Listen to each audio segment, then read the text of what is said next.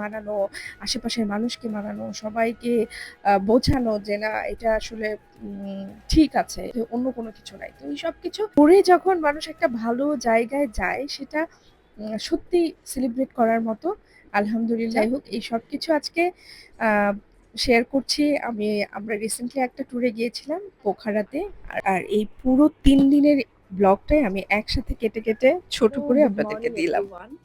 So আজকে হচ্ছে আমাদের ডে 3 একটু পরে আমরা বের হয়ে যাব। আজকে আমাদের লেট হয়ে গেছে বেসিক্যালি। সবাই সাথে থাকেন। ব্লগ আকারে যখন আসবে তখন সব দেখতে পাবেন। Bye bye.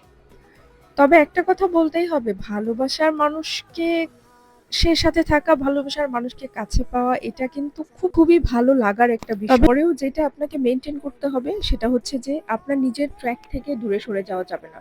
কারণ প্রত্যেকটা পরিবারে একটা ভরসার হাত চায় আর সেই ভরসার জায়গাটা আপনাদেরকেই ক্রিয়েট করতে হবে। যখন আপনারা সেই জায়গাটা